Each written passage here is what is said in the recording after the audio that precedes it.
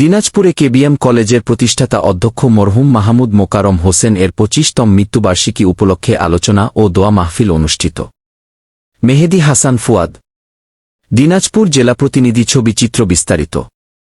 দিনাজপুরে কাদের box Memorial কে.বি.এম কলেজের আয়োজনে প্রতিষ্ঠাতা অধ্যক্ষ মরহুম মাহমুদ মোকারম হোসেনের ২৫তম মৃত্যুবার্ষিকীতে অধ্যক্ষ মাহমুদ মোকারম হোসেন নামে ৪ তালা একাডেমিক ভবন উদ্বোধন ও আলোচনা সভা অনুষ্ঠিত হয়েছে। ১৪ জুলাই ২০২৫ সোমবার দিনাজপুর কেবিএম কলেজের মরহুম মাহমুদ মোকারম হোসেন ভবনের ৪র্থ তলায় হল রুমে মরহুম মাহমুদ মোকারম হোসেনের ২৫তম মৃত্যুবার্ষিকী উপলক্ষে আলোচনা সভা ও দোয়া মাহফিল অনুষ্ঠিত হয়েছে।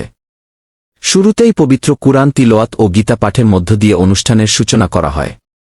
প্রতিষ্ঠাতা অধ্যক্ষ মরহুম মাহমুদ মোকারম হোসেনকে স্মরণ করে ও অত্র কলেজের মরহুম শিক্ষক শিক্ষিকা এবং জুলাই গণঅভ্যুত্থানের শহীদের আত্মার মাগফিরাত কামনা করে ১ মিনিট দাঁড়িয়ে নীরবতা পালন করা হয়। স্বাগত বক্তব্য রাখেন কেবিএম কলেজের ভারপ্রাপ্ত অধ্যক্ষ সরদার কুদরতি খুদা ডন।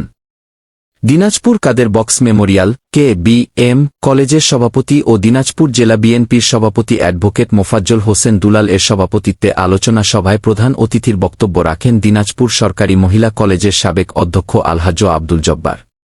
বিশেষ অতিথির বক্তব্য রাখেন দিনাজপুর জেলা বিএনপির সহসভাপতি ও কেবিএম কলেজের প্রাক্তন ছাত্র নেতা আলহাজ্জ মাহবুব আহমেদ, অত্র কলেজের সাবেক অধ্যক্ষ ও রসায়ন বিভাগের বিভাগীয় প্রধান আলহাজ্জ আইয়ুব আলী, অত্র কলেজের সাবেক ভারপ্রাপ্ত অধ্যক্ষ ও অর্থনীতি বিভাগের বিভাগীয় প্রধান আলহাজ্জ মোক আজিজুর রহমান, কলেজ পরিচালনা পর্ষদের সদস্য শাহাদত হোসেন সরকার, সমাজ সেবক ও প্রতিষ্ঠাতা অধ্যক্ষ মরহুম মাহমুদ মোকারম হোসেন এর পুত্র শাহিন মাহমুদ প্রমুখ। আলোচনা সভা শেষে কলেজের প্রতিষ্ঠাতা অধ্যক্ষ মরহুম মাহমুদ মোকারম হোসেনের মাগফিরাত কামনায় দোয়া মাহফিল অনুষ্ঠিত হয়। কেবিএম কলেজ দিনাজপুরে জাতীয় বিশ্ববিদ্যালয়ের অধীনে পরিচালিত একটি প্রাচীন বিদ্যাপীঠ।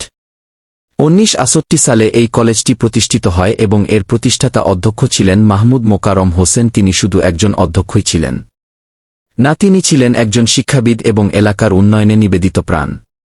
তিনি ১৯২৬ সালে দিনাজপুর কোতোয়ালি থানার যোগীবাড়ি গ্রামে এক সম্ভ্রান্ত মুসলিম পরিবারে জন্মগ্রহণ করেন এবং ৪ জুলাই ২০০০ সালে সবাইকে শোকের সাগরে ভাসিয়ে মৃত্যুবরণ করেন।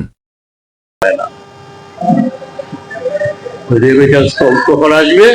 আর এই আসার সঙ্গে সঙ্গে রেমিটেন্স আমার ওই আরব আমিরাত, কুয়েত, লন্ডন, আমেরিকায় আমার অ্যাকাউন্টে জমা হয়। একটা প্রতিমন্ত্রীর লন্ডনের ৩৫০ বাড়ি, ওখানে তো লন্ডনের কোন সবচেয়ে বড় লোকটারও ৩৫০ বাড়ি নাই। বাঁচবে দেশ?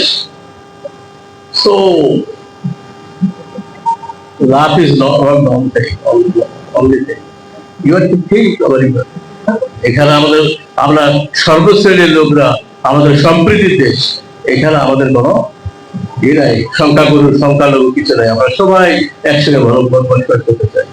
আমার বাড়ি বিরলে, আমাদের গ্রামে এখন অনেক হিন্দু কমে গেছে, আসে ভাত খাইতো, আত্মা করে দিত, আমার মাকে হেল্প করতো, একসাথে বসে বসে করতো। এখন অনেক মানুষকে হয়তো হলো অনেক বড় হবে। আমার শ্রেষ্ঠতা কি জানো? For our everyone, every deed, we have to be accountable to Almighty Allah. চোখ বন্ধ হলেই শুরু হয়ে গেল। আপনি দোজখে যাবেন না বেহেশতে যাবেন। ওই বিচার যেরকমই হোক, ভালো লোক হলে আপনার বেহেশতের সঙ্গে আপনার সরাতে হবে, খারাপ লোক হন দোজখের সঙ্গে সরাতে হবে। এই চোখ বন্ধ হলেই শেষ।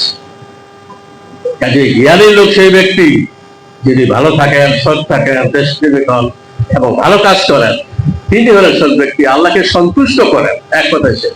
আল্লাহকে খারাপ কাজ করলে সন্তুষ্ট হবে আবার? এক কথায় মহান আল্লাহ পাকে সন্তুষ্ট করেন।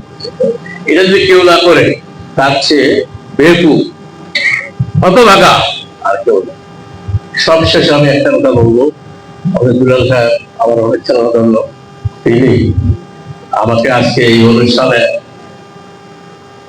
প্রধান অতিথি করেছেন।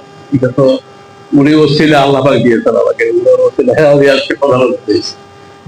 আমি এই কলেজে ছিলাম, ওই কথাটা একটু একটু বলি।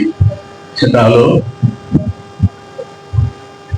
১৯৬৯ সালের ১৫ই ডিসেম্বর এখানে আমি জয়েন করি।